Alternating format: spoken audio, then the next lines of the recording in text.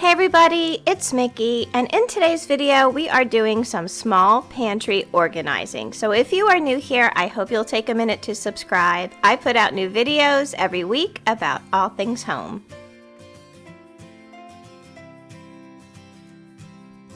So I have a very small kitchen, so my pantry space here is really limited. We have this designated pantry closet next to the refrigerator, and then we have another pantry cabinet that I use on the other side of the kitchen, and today we are reorganizing both of these spaces. I think like most of us, a complete overhaul really isn't necessary. It's just tweaking the system that I have to make it work a little bit better and maybe look a little bit better. Now, some of the things within this pantry that do not work at all is my storage system for my plastic containers that we use for leftovers and to take with us, pack in our lunches for the day. Now, as you can see, I utilized this last shelf here to hold some of the containers, and also I have two large buckets set here on the floor. Now, this shelf would be better used to store food items, which I could really use because, like I said, my kitchen is small, so my pantry storage space is very limited. The other thing I want to change is to give ourselves a little bit more space for those things that we reach for every day. Right now I have this one container which is rather shallow, and it holds we have our peanut butter tossed in here, we have some rolls, there's raisins back there, and I think we just need a little bit more space. So that is my basic plan for this small pantry. I want to show you some of the pieces that I have purchased that I think are really going to help me achieve my goals here. Now, I was able to find all of these acrylic bins on Amazon, and I will be sure to leave a link to them in the description box down below. I chose clear bins this time around because I really wanted to be able to see what I had on hand to avoid buying doubles at the grocery store. And to label some of the bins and containers, I am using my Dymo label maker. Alrighty, so this is the pantry. All done. It took several hours to take everything out, to wipe down the shelves, and decide how everything was going to go back in. We might as well start at the very top. On the top shelf of my pantry is where I have always kept all of my baking supplies. Now, these are all of the cookie cutters and the decorating tips and things that I use to decorate cakes and cookies and a whole bunch of things. I went ahead and labeled those two containers, and then right there next to them is where I keep all of my foil pans for all of the freezer meals that I do pretty much on a weekly basis.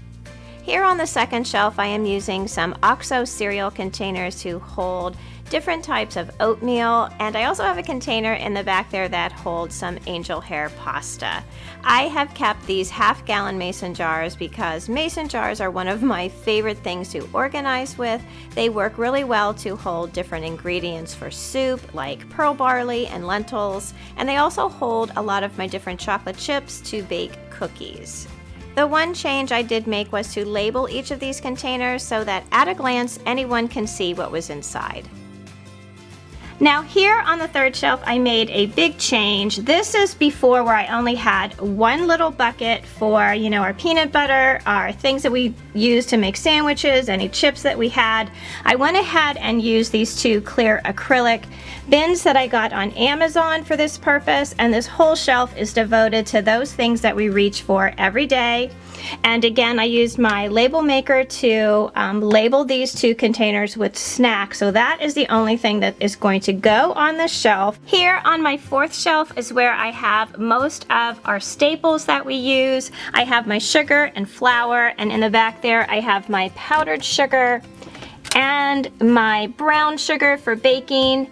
Here I have our Ritz crackers and our granola that we use all the time for our oatmeal. And I have to say, I really love the way that these containers look in my pantry. I think it really does help make the whole space look pulled together and clean. And then here on our last shelf, this was the shelf that I had previously devoted to all of our food containers, and it was pretty much a mess here. And I thought I could better use the space for more food staples and things that we used all the time. So I ended up splitting the shelf in half. One side is devoted to food storage, and the other side I have a small bin that holds the containers that we take in our lunches. And then on the floor here, I had originally wanted to find another spot in the house for my larger plastic food containers, but with all the changes that I made here in the pantry, I had enough room to keep everything pretty much right where it was. In these two large bins, I not only have the containers I use to freeze, large quantities of soup and spaghetti sauce, but I also have extra storage bins should I need to add a container, for different pasta or cereals or crackers. This also holds the filters to our water system in our refrigerator as well. This is the other storage space that I have on the other side of my kitchen. These are built-in cabinets that my husband installed several years ago that works as a secondary pantry in our kitchen. I have shown this cabinet several times in previous organizing videos. This is where I use a lot of those Dollar Tree dish pans for storage. They have worked out really well over the years, but I think it might be time for a change. I think I need a sturdier storage bin, one that I can easily remove from the shelf without things falling on top of my head. And I think I would really like a clear bin so that I can see what is inside, again, so that I don't repurchase duplicates at the grocery store. So here's the cabinet all finished. I really love the way this looks. This is the cabinet that holds most of the ingredients that I use to cook with, so it doesn't get as much traffic as the other pantry on the other side of the room does. I was able to take the time to go through everything and check for expiration dates and really put thought into where everything was going to be stored. So here on the top shelf, I have two of the large acrylic bins filled with boxed brownie and cake mixes. In the bin next to it, it holds puddings and jello and other baking supplies. Here on the second shelf, I had room for three medium-sized bins. The first one holds all of our different packet ingredients, like ranch dressing. And the second bin is all of our over-the-counter medication. And I even have an empty bin for future storage needs. Here on the third shelf are more of those half-gallon size mason jars. These hold all of my different small pastas, breadcrumbs, and different rice mixes that I use throughout the week. I went ahead and I labeled all of these as well. The fourth shelf I use as sort of a meal prepping shelf. This is where I would add any canned ingredients that I'm going to be using in an upcoming recipe. This riser I also found on Amazon, and I'll leave a link to it down below. I also have a bin here that I use to hold other ingredients that I'm going to be using for meals in the week ahead.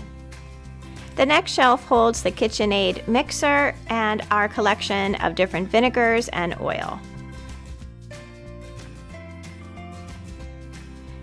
This shelf holds all of our canned goods. I also have a food storage area in our basement that holds the majority of our bulked goods, but these are the canned foods that I use on a regular basis, and I like to have them, on hand here in the kitchen. And these bins were also found on Amazon, and I'll leave a link to them down below as well. On the last shelf is where I just keep my large stock pots that I use to make soup and sauce, and I also have my set of Rae Dunn mixing bowls. So that is how I reorganized the small pantries in my kitchen. I think that the majority of us are really just looking for a simple and different way to update our current systems. Just because your current storage systems need a little tweaking doesn't mean that it's not working for you. So thank you all so much for watching today. Please don't forget to subscribe, and I hope you will join us over on Facebook. So until I see you in that next video, I hope that you love the life that you have, be kind to each other, and I will see you again soon. Bye!